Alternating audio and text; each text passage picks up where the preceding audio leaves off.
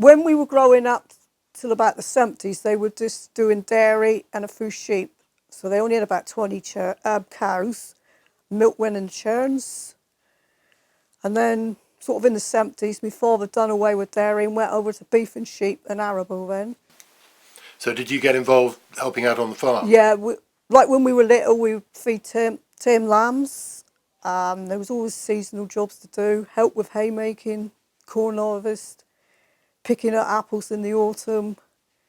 There was always something, logs. So you grew up pretty self-sufficient, I guess. Yes, we did in those days, and we only went to town once a week of a Thursday market day. And I think that's what a lot of people done years ago. Whereas now they just jump in their car if they think they need something and go. Whereas it was unheard of years ago. So what was market day like? Was that a big day? Yes, my dad would go to market and we'd go around with my mum and go to the little international store and do all our shopping for the week. It's where, well, the next door to Boots. So, because there was only a few little grocery shops in South Malton. And that's where my mother always went. And plus a delivery van used to come here once a week with groceries, and the baker come twice a week. Was that Chanters? Yes, it was, yes, yeah.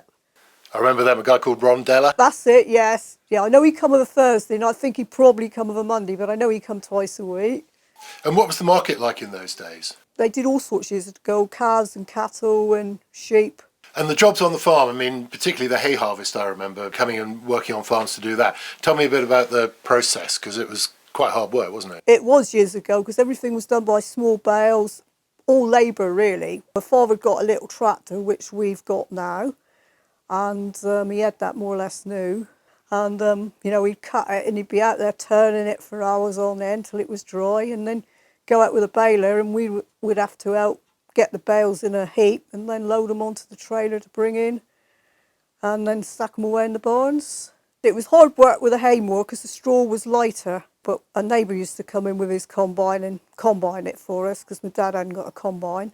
It was the ride on the trailer that everybody enjoyed more than anything. We're not allowed to do it these days, but they all did it years ago. And there was always adults there who put their arms around and make sure you caught all the lades and that and you didn't wander off. So, you know, it was safe. And what about the, I was going to say the social side, but what I mean by that is, you know, somebody would always be there with sandwiches and coffees. Yeah, my mum used to bring the meals, tea and that out in the field. We used to have our meals out in the field. And you say meals in the field, what would she bring out? Well, like sandwiches, sausage rolls, homemade cake, all homemade stuff, tea in a thermos. And then everyone came in when it was dark and she got up a real supper. So that was good about it. And that was a lot of the farmer's wife in those days, wasn't it? Yes, it was, yes, yeah. So she was very much running the household. Yes, she was. But she'd also go out and do her chicken and help with the milking.